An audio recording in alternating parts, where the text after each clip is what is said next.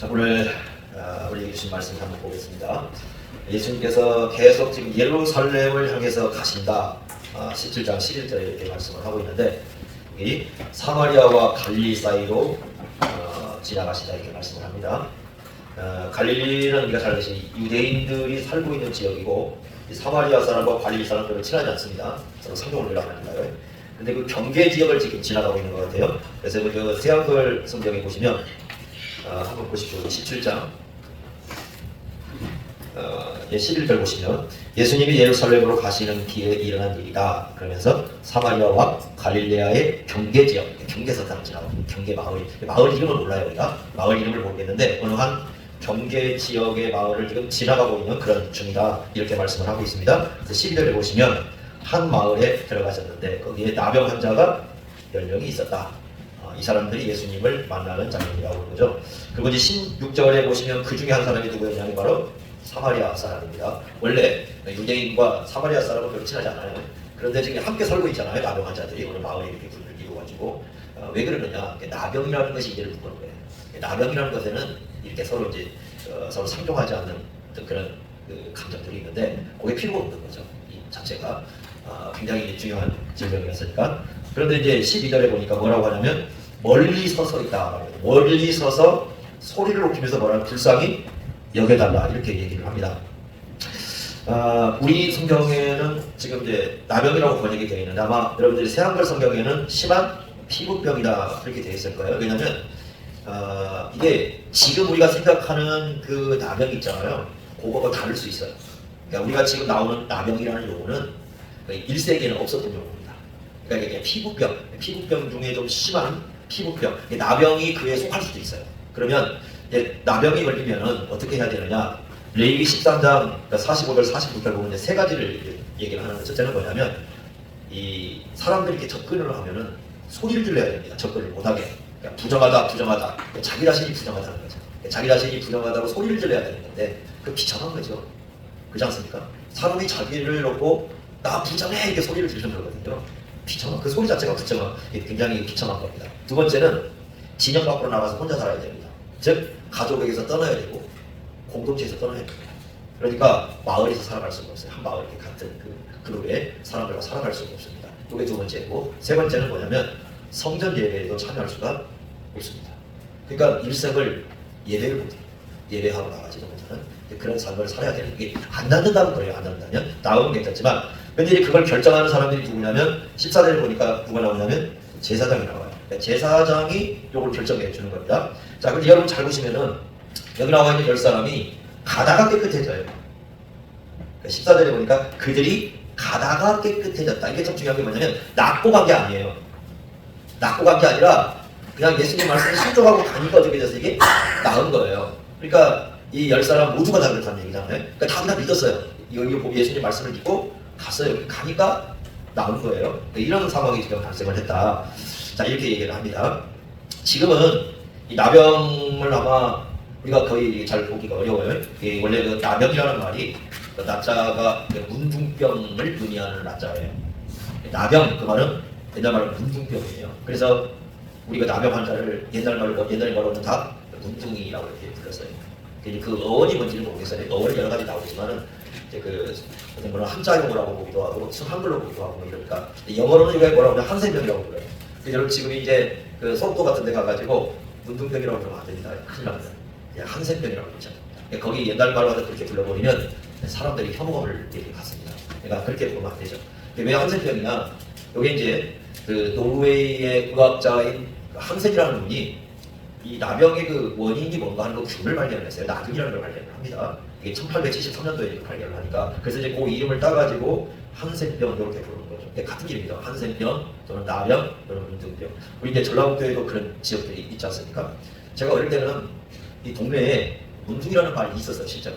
그래서 특히 여기 봄에 오면 진달래꽃이 피지 않습니까? 진달래꽃을 피면은 그때가 한참 이제 배고플 때입니다. 왜냐면 겨울에 다 먹을 거 다 떨어지고 먹을 게 없을 때 진달래꽃이 피면은 먹을 거예요, 우리가. 진달래꽃을 따먹으러 가는 거죠. 따먹으러 가면 가지 말라고 합니다. 왜냐하면 문둥이가 있답니다.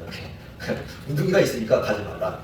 아마 이제 여러 가지 이유가 있겠죠. 산이 위험하기도 하고 또 한참 때 되는 복절에는 뱀이 나오는 때니까 아마 그것 때문에 조심시키기 위해서 그런 얘기를 했을 수가 있습니다. 그런데 저희 어릴 때는 그 얘기를 듣고 살았어요. 그러니까 진달래꽃을 먹으러 가려고 하면 가지마. 왜? 거기 문둥이가 있어요. 왜요? 문둥이가 너 잡아먹으면 이렇게 하거든요. 그래서 못 갔어요. 잘 이렇게 못 갔어요. 먹긴 했지만 맛있어요. 진달래꽃 먹어보셨죠? 굉장히 맛있습니다. 진달래꽃 지나고 5월달에 아카시아 나오고 뭐 이렇게 저거 먹잖아요. 먹을 것들이 있으니까 조심이죠. 지금 애들은 그런 거 먹고 살아야 되는데 그런 거 먹고 살았어요. 먹을 게 없었어. 친구 이렇게 먹고 이렇게 살았습니다. 뭐 그거 없으면 라면 먹으면 되죠. 라면 없었어요. 그 우리 그 고창에 가면 고창 출신 시인 중에 한 분이 서정주 시인이 있습니다. 친일 논쟁 때문에 이제 많이 문제가 되긴 했지만은 이분 제가 이제 시를 읽고 한 가지 충격을 받은 시가 문둥이라는 시였어요. 문둥이라는 시가 있는데 굉장히 그 슬픈 어떤 그 고통을 안고 있는 그런 시입니다. 여러분 그 짧으니까 되게 그 시 들어보고 외웠을 것 같긴 해요. 시인데 몇 개 이렇게 외우는 것 중에 하나가 아니고 시인데 짧은 것만 외웁니다. 긴 거 힘들고 그러니까 뭐 윤동주의 서시 뭐 이런 짧은 거 있잖아요. 그런 것만 외우고 있는데 이게 문둥이도 이제 어릴 때 외웠던 시 중에 하나입니다. 해와 하늘빛이 문둥이는 서로 보리밭에 달 때는 애기 하나 먹고 꽃처럼 붉은 구름을 밤새는다. 여기 짧은 시거든요.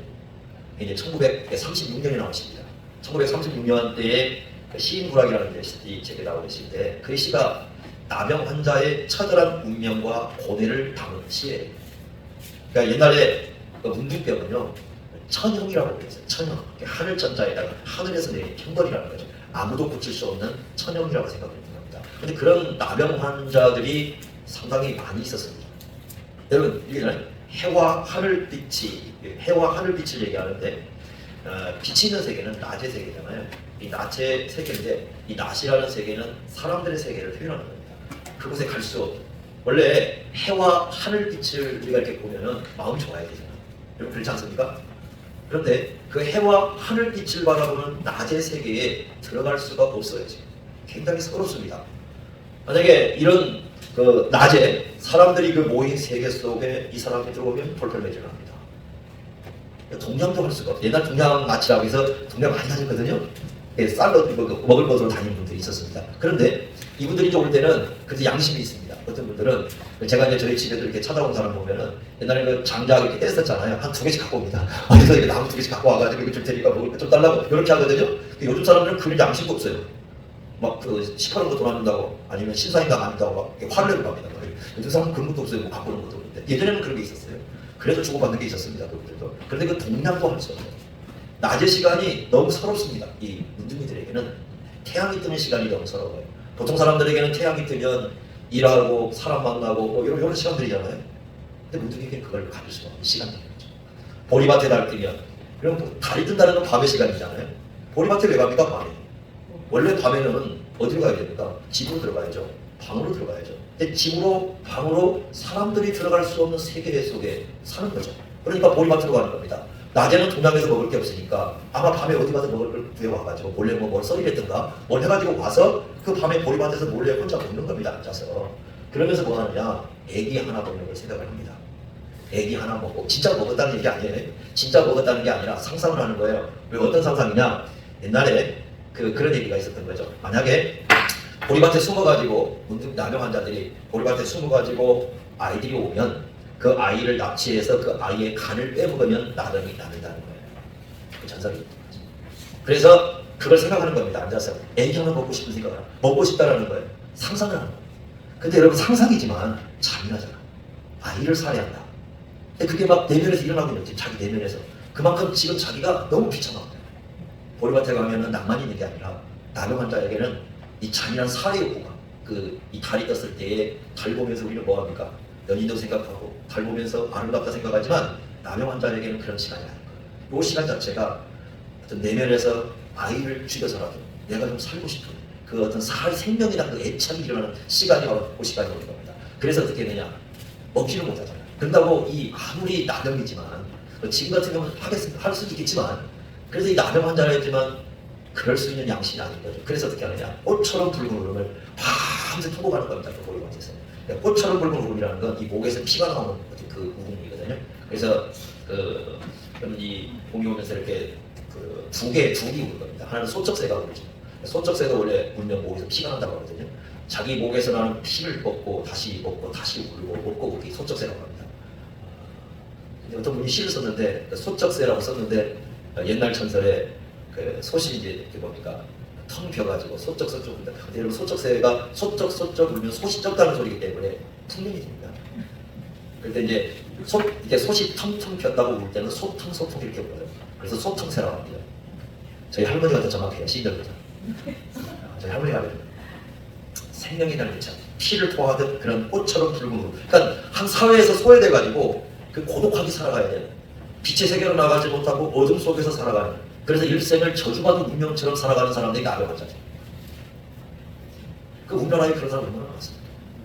소록도에 이렇게 들어가잖아요. 소록도에 들어가면 시리 하나가 있습니다. 거기 시리가 누구냐면 하나원 시인이라는 시리가 거기 있습니다. 제 아내가 좀 싫대요. 시. 여기 일단 시가 너무 슬퍼서 이분이 원래 그 함경남도 분이신데 함흥 출신이에요. 함흥에 들어오셨죠? 함흥 출신인데 원래부터 그 한센병을 갖고 있었던 게 아니고 건강했던 사람이에요. 운동 선수들이 됐습니다. 그래서 우리 이제 여기 그 저쪽 위쪽 분이신데도 한 13살 때인가 전북 이리 농림 그때 농림학교가 있었어요. 저 이리에 그 농림학교를 입학했던. 그래서 우리 전라도하고 연관이 있어요. 농림학교 입학을 해가지고 여기서도 운동을 하면서 학교를 다녔던 그런 분이거든요. 그런데 17살 때가 언제냐면 1936년인데 그때가 서정주 시인이 문둥이라는 시를 발표했을 때인데 이때 한센병 진단을 받아요.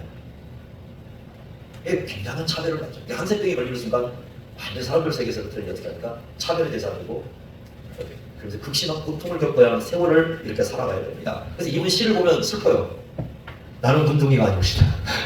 이런 시. 가장 이제 이분이 알려주신 전라도길.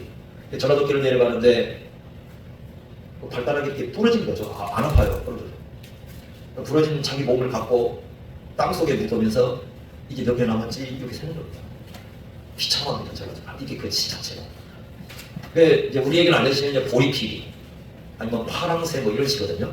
여러분 파랑새도 아마 들어보셨을 거예요. 이 파랑새라는 게 이제 그 자유를 상징하는 새입니다. 그래서 이렇게 돼 있잖아요. 나는 죽어서 파랑새 되어 푸른 하늘 푸른들 날아다니며 푸른 노래 푸른 울음 울며 예언이 나는 죽어서 파랑새 되리 그러거든요. 그런데 이게 뭐가 좀 슬픈 새냐면 파랑새가 되는 건데 죽어서 된다는 거예요. 그 말은 무슨 말입니까? 절대 살아서는 자유를 죽어야만 자유야. 그러니까 이 나병이라는 게 그런 거죠. 나병이라는 것이 한번 낙인 찍히잖아요. 살아서는 이 육체적 고통뿐만 아니라 사회적 소외와 그다음에 온통 그 삶의 어떤 이 겪어야 되는 그런 고통 속에서 죽어서 파랑새가 되는 죽어야만 자유를 누릴 수 있는 이 하늘이 그게 얼마나 슬픈지 모릅니다. 그러니까 세상 실은 굉장히 어떻게 보면은 푸른 그러니까 좋아 보이지만 죽어서야 될 수 있는. 그러니까 살아서는 도무지 그 평화를 누릴 수 없는 그게 나병 환자들이 있는 겁니다. 어떻게 생각해요? 보리피리도 굉장히 슬픈 시예요. 이게 6.25 끝나고 1955년에 쓴 시인데 아마 여러분 한국어시 다 외울 거예요. 그죠? 보리피리 불며 봄언덕 고향 그리워 필 어떻게 보면 굉장히 낭만적이셔요. 근데 보리피리를 언제 불죠?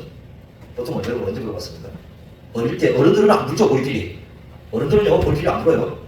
어릴 때 불어요. 어릴 때 아이들이 보리피리를 만들어서 장난감을 만들어서 그걸 이렇게 불고 살거든요. 그리고 이제 거기 보면은 봄언덕 봄이 오면 그 이제 언덕에 올라가서 놀던 시절, 그런 고향 시절, 어린 시절 그리움이 있잖아요. 그리움이 있어요. 그런데 이 시의 내용의 전개를 보면 중간에 뭐가 있냐면 눈물의 언덕, 방랑의 길, 눈물의 언덕 이런 얘기가 나옵니다. 현재는 뭐라는 거죠? 현재는 방랑하고 있어요. 사람들 세계 속에 들어갈 수가 없습니다. 그리고 눈물의 언덕, 눈물로 보내는 세월. 그래서 슬픔과 고통을 안고 현재를 살아가는 거예요. 그러니까 어린 시절로 가고 싶은 거예요. 어린 시절. 그 어린 시절은 나병이 없을 때잖아요. 나병이 없을 때 친구들과 마음껏 놀았을 때 보리피리 불면 놀았을 때 아무도 차별하지 않고 아무도 고통 주지 않는 그 시간 세월 속에 그 어린 시절로 돌아가고 싶은 거야지. 그게 보리피리라는 시입니다. 그 시가 하나원 시인의 거의 대표적 시처럼 이렇게 되어 있습니다. 자, 왜 제가 지금 이렇게 나병에 대해서 기억을 하냐면 어느 나라든지 우리나라가 아니야. 당시의 중동도 마찬가지고 어느 나라든지 나병이라는 건 한센병이라는 것은 처절하게 살아가야 돼요. 그러니까 도대체 내가 왜 살아야 되는가라고 생각해야 할 수 있는 굉장히 처절한 질병. 그걸 안고 살아가는 사람들이 나병 환자들입니다. 성경에 그런 사람들이 상당히 많아요.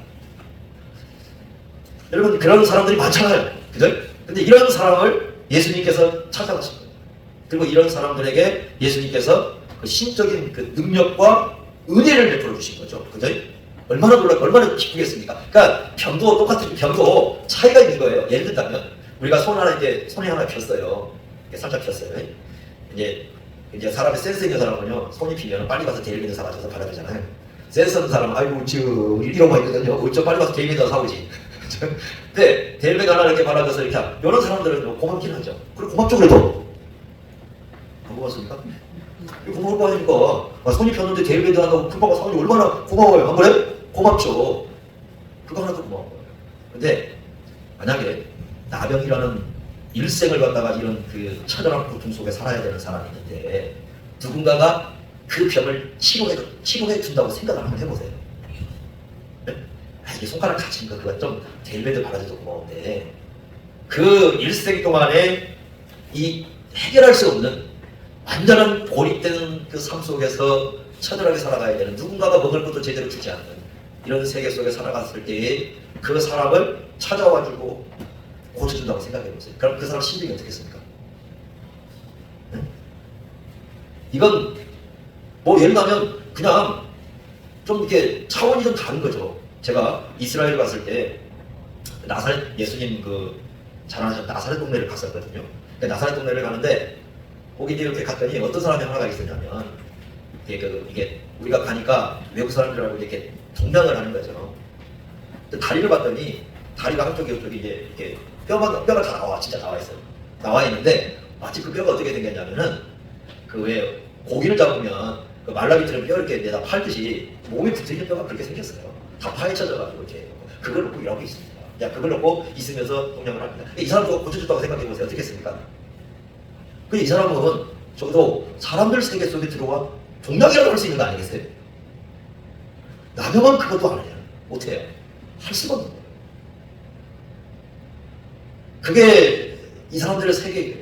그럼 여러분들 나병 환자들이 모여있던 마을 있잖아요. 들어갈 수 있겠습니까? 전라북도도 몇 군데 있잖아요. 저희 동네도 저희 이제 친척, 먼 친척인데 그 먼 친척분에 이렇게 되신 분이 나이 드셔가지고 나병이 걸렸어요. 동네에서. 그러니까 더 이상 마을에 있지를 못해가지고 이분이 김제 쪽으로 가셨어요. 나이는 다 가셨어요. 살 수가 없을 거예요. 근데 이렇게 살거든요. 근데 이 나병이 걸린다 했지 않습니까? 되게 냄새만 나는 게 아니라 냄새도 문제지만은 사람들이 여기를 가서 머물고 싶어 하길 별로 안 해요. 이게 그 사람들의 세계 속에 살아가는 자리예요. 그러니까 우리들 스스로 그들을 차별하고 있고 그들도 스스로 그렇게 생각을 하고 있습니다. 근데 그런 사람들에게 예수님이 고쳐줬다. 그런 사람들을 이거 얼마나 그 마음에 감격이 심하겠습니까? 이건 더 이상 잊지 못할 그 은혜가 아니겠습니까? 그러니까 10명이 전부 그 은혜를 누린 거잖아요. 그러니까 얼마나 이 놀라운 하나님의 은혜를 누렸습니까? 평생 잊지 못했을 거예요. 예수님의 은혜, 일생을 통해서 잊지 못할 그런 은혜가 자기들에게 왔다는 것을 깨달았습니다. 그런데 어떤 현상이 발생했느냐? 딱 둘러 나눠진 거죠. 9명은 어떻게 합니까? 더 이상 돌아오지 않습니다. 예수님께 돌아온 사람은 몇 명이었어요? 딱 1명입니다. 자, 이 사람이 돌아간 9명이 일생 동안 예수님의 은혜를 잊었겠어요? 안 잊었겠어요? 안 잊죠. 어떻게 잊습니까? 그죠? 아마 이 9명은요 두고두고 자기들 그 고침받았다는 거 예수님이 고쳤다고 얘기했을 거예요. 그리고 그 은혜를 잊지 못했을 거예요.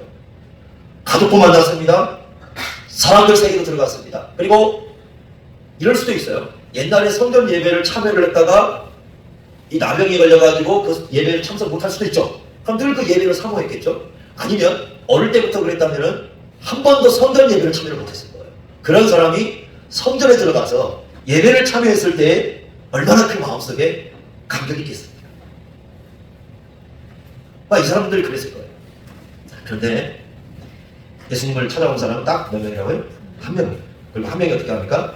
오셔서 하는 거 보시면 15절 보시면 그 중에 한 사람이 자기가 낳은 것을 보고 큰 소리로 하나님께 보니까 영광을 돌리며 돌아왔어요. 돌아와서 16절을 보니까 예수님의 발 앞에 어떻게 합니까? 엎드려서 감사를 드립니다. 자, 예수님은 10명에게 다 누구 만나러 가라고 그랬어요? 제사장 만나러 가라고 했어요. 그런데 이 한 사람은 제사장을 만났다는 얘기가 없습니다. 이런 거죠. 진짜 영광을 돌리러 오기 위해서 온 사람은 딱 한 사람이었어요. 그리고 19절에 보십시오. 이렇게 말씀 19절 같이 한번 읽어보겠습니다. 시작. 그에게 이르시되 일어나 가라. 내 믿음이 너를 구원하였다. 그러면 반대로 9명에는 뭐가 없다는 거예요? 구원이 없다는 거죠. 자, 돌이켜 생각해 보겠습니다. 9명은 하나님께 감사를 했겠습니까? 안 했겠습니까? 여기 사람들이요 그렇게 생각을 해요. 이 사람들은 감사 안 했겠다 이렇게 할 수 있잖아요. 근데 이렇게 생각해요. 성전 예배를 참여했겠습니까? 안 했겠습니까? 했죠. 성전 예배를 참여했어요. 나병이 나왔어요. 뭐부터 드려야 돼요? 감사예를 드려야죠. 이스라엘 그 종교 규례가 그래요. 그러니까 하나님께 감사를 했겠어요? 안 했겠어요? 사실 했죠. 안 한 건 아니죠. 했습니다. 이 사람들이라고 해서 예수님의 은혜를 보는 게 아니고 이 사람들이라고 해서 마음이 막 너무 강박해가지고 고쳐줬는데 에이 몰라 그런 사람들 아니에요. 예수님께 긍휼히 여겨달라고 했고 예수님을 고쳐줬을 때 이 사람들 다 제사장 찾아갔고요. 어떻게 보면 예수님 말씀도 순종을 당한 것 같죠. 왜냐하면 제사장 만났으니까 이 한 사람 예수 만나러 가라고 했으니까 이 사람은 안 만나고 와버렸잖아요. 그죠? 어쩌면 이게 다 순종한 것처럼 보일 거예요.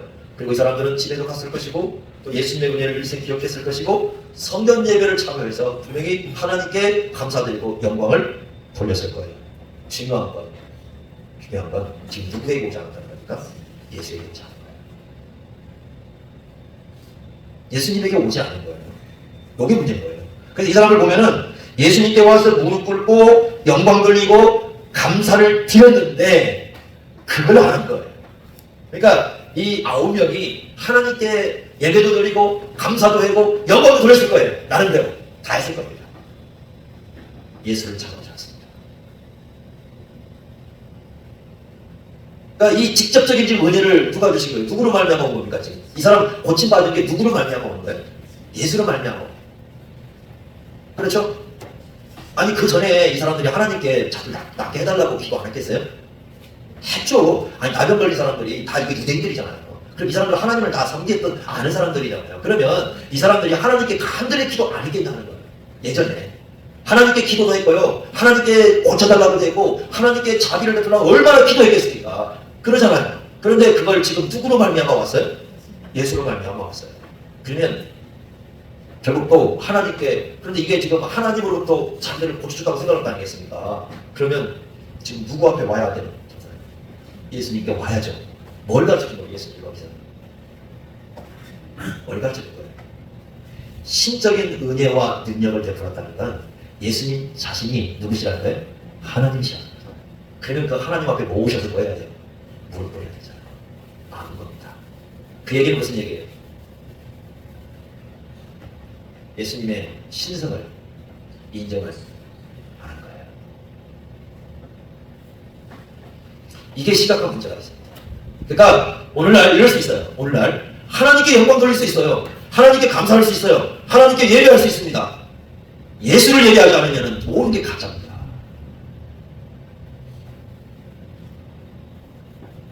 예수를 영광 돌리지 않으면 예수 앞에 무릎 꿇지 않으면 예수로 말미암아 하나님을 찾지 않으면 그 모든 예배는 가짜예요.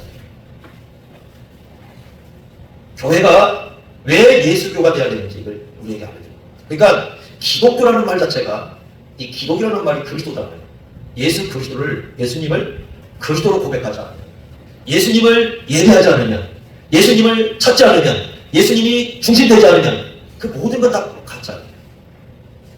그런 모습을 우리에게 정말 중요하게 가르쳐 주고 있는 걸 우리가 볼 수가 있습니다. 자, 여기서 우리가 몇 가지 생각해 볼 수. 첫째, 이런 거죠. 꼭 치료의 은혜를 받았어요. 하나님으로부터 혜택을 받죠. 그런다고 해서 반드시 구원을 받았느냐? 아닐 수 있습니다. 그런데 이런 거 있어요. 여러분들 꼭 기억할 게 뭐냐면 예수님을 안 믿잖아요. 안 믿는 사람들이 하나님을 찾았어요. 안 고쳐주는 은혜가 아니에요. 고쳐주는 은혜가 있다니까. 예수를 안 믿어도 하나님으로부터 고침받는 은혜가 주어질 수 있어요. 얼마든지 그건 가능한 겁니다. 하나님의 그 은혜는, 때로 하나님의 능력은 예수를 믿지 않아도 나타날 수 있어요. 예수를 믿는 사람들에게만 기적이 나오는 건 아니에요. 그거 우리가 잘 생각하셔야 됩니다. 그러니까 막 교회 와가지고 막 하나님의 우리 몸도 낫게 해주시고 뭐 병든 이거 할 수 있어요. 있지만 그게 예수를 안 믿는 상태에서도 그 일이 일어난다니까요. 그것에 속으면 안 돼요. 그래서 어떤 사람들 보면은 막 젊은 시절에 하나님이 막 나 이거 해주시고 낫게 해주는데 나중에 예수 안 믿는 사람이 많아요. 이 사람들은 어떻게 그냥 예수를 믿었는데 나중에 예수를 안 믿은 게 아니라 처음부터 누구를 안 믿고 있었어요? 예수를 안 믿고 있었어요. 그래서 이겁니다, 여러분. 치료의 은혜를 하나님으로부터 받을 수는 있지만 구원은 받지 않을 수 있다. 뭐가 더 크겠어요? 자, 여러분 이 사람에게 한번 질문해 보는 겁니다. 야, 당신은 예수님께서 지금 구원을 받았다고 생각하셨고 나병도 낫게 해주셨다. 당신에게 뭐가 더 큰 은혜라고 뭐라고 할까요? 네? 그렇지. 그럼 예수님한테 그렇게 답을 하죠. 둘 다 은혜는 크죠, 그죠? 네. 이런 거 한번 생각해보세요. 나사로가 죽었다가 살아났다. 은혜죠. 다시 죽습니까? 안 죽습니까? 죽어요.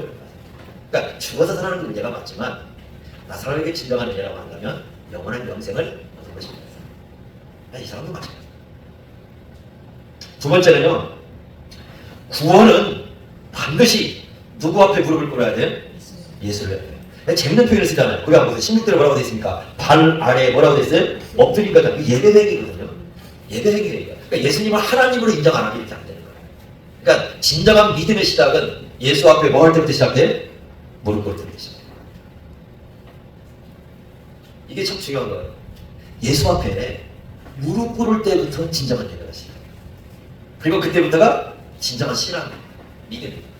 9명을 아까 얘기했잖아요. 뭐 했다고 하나님께 뭐도 드리고 예배도 드리고 찬송도 하고 감사도 했잖아요. 다 했잖아요. 누구 앞에 무릎을 안 꿇어요? 예수 앞에 앉아요. 네, 진정한 예배는 거기서부터 시작합니다. 세 번째는 뭐냐? 자, 예수님께서 뭘 얘기하는 건 영광을 돌리는데 뭐가 영광을 돌린다고? 이 사람 와서 뭐 했습니까? 16절에 보니까 감사를 드렸잖아요. 감사를 드렸더니 그게 하나님께 뭐 한다고 얘기합니까? 영광을 돌렸다고 얘기합니다. 그러죠? 이 사람은요 말로만 한 게 아니에요. 지금 감사를. 그죠? 어떻게 했습니까? 실제로 예수님 어떻게 했어요? 찾아왔어요. 앞으로 어떻게 살았을까요? 이 사람 어떻게 살았을까요? 네? 우리 그 동화에서는 행복하게 잘 살죠. 그거 지금 문제. 여러분들 뭐니까 백설공주가 왕자님 만나가지고 그때 결말에 행복하게 잘 살았죠. 근데 이 사람 그 동안이가 그렇게 얘기해요. 실제로 쓰신 분은 그 뭐라 그래요? 이제부터 전쟁 시작이다. 그렇게 써야지. 안 그래? 결혼했으니 이제부터 전쟁 시작이죠. 부부 전쟁 시작되는 거잖아요. 그때부터. 안 그래? 그동안 백설공주가 얼마나 예쁜 공주처럼 보였는데 아내로 사는 그때부터 좀 달라지죠. 누군가가 연예인이 그러더라고. 자기 남편이 세상에서 제일 행복하지 않다고 그러더라고. 왜 그러냐 그랬더니 자기 남편은 평생 자기 매너를 보고 살아요. 눈 뜨고 나면은 매너를 나오니까 제일 행복하지 않다고. TV 나오면 다 예쁘다고 하는데 남편만 달리는답니다. 그래서 제일 행복하지 않을 거라고. 남편이랑 그렇게 안 꾸민다고. 이런 얘기를 하거든요. 나오면 엄청 꾸미고 나가잖아요. TV에 너무 예쁘게 잘 나오고 그러는데 남편 앞에서 다 이렇게 와가지고 이러고 있지. 뭐 그냥 잠옷 입고 나와서 뭐 찍기라고 있지. 뭐 그러니까 머리 해치고 있지. 이러니까 남편이 제일 행복하지 않을 거라고. 그런가요, 남편들 여러분? 어떻게 살았을까? 근데 이분은 아마 이런 거예요. 지금 이렇게 누가가 이 사람에 대해 썼을 거잖아요. 아마 살아있을 수도 있었어요. 만날 수도 있어요, 이 사람. 그렇다면 이 사람은 끝까지 자기의 전생을 통해서 하나님 앞에 감사를 표현하는 사람을 살았을 거예요. 그거 중요한 거예요. 그러니까 단지 이 사람이 감사만 했다 이러면은 아마 이렇게 쓰진 않았을 거예요. 그러니까 일생을 통해서 남은 생을 통해서 어떻게 살았을 것이다? 감사를 표현하며 살았을 거다. 그 얼마나 이게 중요한지 모릅니다. 네? 감사의 삶. 여러분 우리 한 군데 성경을 봅시다. 시편을 한번 가보세요. 시편. 여러분 구약에서 보면 하나님께서 정말 기뻐하는 제상 하나가 있어요. 여러분 뭐라고 보냐면 시편 54편 6절 한번 보세요. 제가 이거 목사님들한테도 많이 강조를 하는 건데 네, 시편에 여러 번 나오는 아주 중요하게 나오는 거예요. 이렇게 한번 보세요. 네, 시편 54편 6절 한번 보십시오. 이렇게 썼습니다. 내가 뭘로? 낙한 죄로 주께 구한다? 감사하다. 낙자가 즐거울 낙자거든요. 헌자는 드리는 거고요. 근데 즐거이 드리는 거죠. 영어로는 프리윌 오퍼링이라고 했기 때문에 그 내 마음속에 자발적 기쁨으로 하나님께 제사를 드리는 거거든요. 그걸 얘기하는 거고 낙한 죄를 구약에서 엄청 하나님 기뻐하시는 건데 요걸요 여러분들이 이렇게 보면 다른 해석이 안 되죠. 시편 110편 그 3절에 보면은 시편 110편이 완전 예수님 얘기죠. 하나님 우편에 앉으신 예수님 그게 나오죠. 새벽 이슬 같은 뭐 그런 거 나오잖아요. 근데 시편 110편 3절에 이걸 이렇게 풀어놨어요. 즐거이 헌신한다. 그거 똑같은 말이에요. 예수를 진정으로 아는 사람, 예수를 참으로 아는 사람은 어떻게 살아간다고? 즐거이 헌신하는, 즐거이 헌신하는 사람. 낙헌 제물이거든요. 그럼 낙헌 제물이 뭐냐? 야, 자발적으로 드리는 거잖아요. 그럼 낙헌 제물의 성격을 하나 우리가 보면 좀 이해가 될 것 같아요. 신명기 한번 봐보세요. 신명기. 그 신약 신명기 12장 한번 가보세요. 12장 가보시면 이렇게 말씀했습니다. 요것을 여러분들이 좀 보시면 이해할 것 같은데, 신명기 12장 5절부터 7절까지 한번 보겠습니다. 여기 낙헌제가 뭔가에 대한 얘기가 등장을 하는데 네 가지 정도 이렇게 생각해 볼 수 있는 부분이에요. 12장 5절 보겠습니다. 오직 너희의 하나님 여호와께서 자기의 이름을 두시려고 너희 모든 지파 중에서 택하신 곳인 그 계실 곳으로 찾아가 나아가서 너희의 번제와 너희의 제물과 너희의 11조와 너희 손의 거제와 너희의 서원제와 뭘 중에 낙헌 예물과 너희 소와 양의 서운난 것들을 너희는 그리로 가져다가 드리고 거기 곧 너희의 하나님 여호와 앞에서 먹고 너희의 하나님 여호와께서 너희의 손으로 수고한 일에 복주심으로 말미암아 너희와 너희의 가족이 즐거워 할지니라 이렇게 말씀했잖아요. 자, 여기 네 가지가 있어요. 첫째는 뭐냐? 낙헌 제물 구약을 보시면 첫째는 하나님께서 행하신 일을 공개적으로 인정해요. 자, 중요한 겁니다. 아, 이것은 하나님께서 행하신 일이야. 오늘 내가 생명을 가졌어. 하나님이 주신 거예요. 인정을 하는 겁니다. 아, 내가 오늘 숨을 쉬고 있어. 내 호흡을 누가 주장하셔요? 하나님이 주장하셔요. 내가 오늘 이걸 했어. 누가 하셨어요? 하나님이 하셨어요. 그러니까 모든 걸 하나님이 행하신 걸 인정합니다. 첫째 낙헌제의 특징이요. 두 번째는 뭐냐? 하나님의 사랑에 대한 가시적 표현을 합니다. 그러니까 물질을 그렇게 해요. 가시적으로 하나님을 내가 사랑한다는 표를 이 즐거움이라는 건 그런 뜻입니다. 이 즐거움이라는 속에는 하나님을 사랑한다는 의미가 있는데 그 하나님을 사랑하는 것을 내가 가시적으로 표현을 하는 겁니다. 세 번째는 뭐냐? 여러분 거기 뭐가 이루어지고 있습니까? 잔치가 이루어져요. 그죠? 7절에 보니까 어떻게 있습니까? 여호와 앞에서 먹고 그리고 가족이 즐거워하고 주위 사람들 다 모아놓고 뭐 하냐면 서로 공동체가 나눕니다. 잔치를 하면서 나누는 의식을 가져요. 네 번째 말은 뭐냐면 거기 보시면 7절에 보니까 그러면 잔치하면서 뭐 얘기합니까? 복 주심으로 말미암아 그랬잖아요. 하나님의 복을 이야기로 나누는 겁니다. 이거 하나님이 복 주신 거야 라고 얘기를 하는 겁니다. 이게 낙헌제의 특징이에요. 그래서 구약의 낙헌제는요 그냥 낙헌제가 아니라 그냥 뭐 자발적으로 드린다는 개념이 아니라 그것만 있는 게 아니라 하나님의 행하신 일을 공적으로 인정하면서 하나님에 대한 사랑을 내가 고백을 하면 가시적으로 드러내면서 공동체가 함께 모여가지고 나누는 의식을 해가면서 하나님이 나에게 복 주심을 얘기를 하는 거예요. 이렇게 얘기를 하는 거예요. 그게 낙헌제예요. 그러니까 그게 우리 시대 지금은 뭘로 드리는 거예요? 헌금을 드릴 때 그게 감사헌금의 뿌리예요. 지금 여러분들이 그 감사헌금을 드리잖아요. 그 감사헌금의 뿌리가 거기에요. 그러니까 이게 낙헌제예요. 낙헌제 성격. 여러분들 이게 낙헌제가요 여기만 나오는 게 아니라 고린도후서에서 나옵니다. 하나님은 인색함이나 억지로가 아니라 어떤 사람은 즐겨내는 이게 11조에 나와요. 다른 사람 11조에 맞춰도 그게 아니라 낙헌제예요. 그래서 하나님께서는 우리의 하여금 하나님의 그 행하신 은혜를 알고 그러니까 무조건 막 이렇게 드려라 드리면 이렇게 하다 그게 아니라 우리에게 주신 하나님의 은혜가 무엇인가를 깊이 깨닫고 그 은혜를 아는 사람으로서 하나님의 복주심을 인정하면서 그걸 사람들에게 나누고 얘기하면서 하나님께 감사를 드리는 그게 하나님께서 가장 기뻐하는 제사 이렇게 말씀하는 겁니다. 참 그 감사를 한국 교회는 이걸 다 망가뜨려놨어요. 그죠? 이거 망가뜨려놨어요. 그러니까 은혜를 더 깊이 우리가 알고 감사로 나가는 게 아니라 이게 이상하게 되어버렸잖아요. 마찬가지가 뭔가 거리가 되시 이렇게 만드는 거죠. 가장 나쁜 거예요. 이방 종교에서 써놓은 겁니다. 근데 이방 종교는 뭐냐면 신에게 내가 뭘 드리면 신이 나에게 뭘 해줘야 되는 거래의 성격이에요. 가장 나쁜 종교입니다. 기독교는 그런 종교 아닙니다. 모든 게 은혜를 주고 감사로. 그래서 우리는 나병은 걸려보지 않겠죠. 그렇죠? 아마 우리가 평생 안 걸릴 겁니다. 안 걸리겠죠? 그런데 모든 인간은 하나의 피할 수 없는 질병을 안고 있습니다. 그게 죄요, 그게 죽음입니다. 아멘. 피할 수 없어요. 모든 사람은 죄와 죽음이라는 질병을 안고 있습니다. 그런데 이걸 해결할 수 있는 유일한 길도 하나밖에 없어요. 누굽니까? 예수입니다.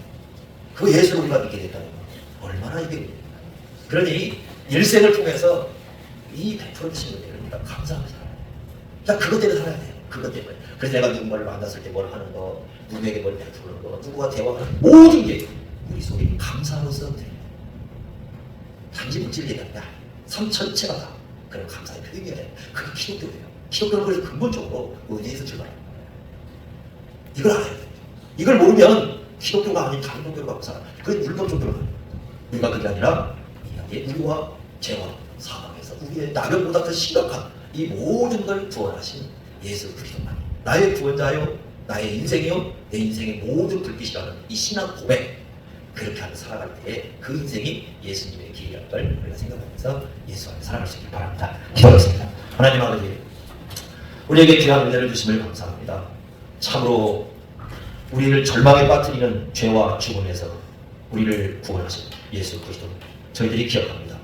주님께서 십자가 지시고 부활하신 것은 우리를 이렇게 구원해서 우리의 몸과 영혼을 주님의 것으로 삼으시고 영원히 우리를 사랑해 주시기 하심을 말씀해 주십니다. 이런 사랑을 쏟아부으신 그 은혜를 우리가 기억하면서 날마다 감사의 삶을 살아갈 수 있도록 인도하여 주옵소서. 예수님의 이름으로 기도하옵나이다. 아멘.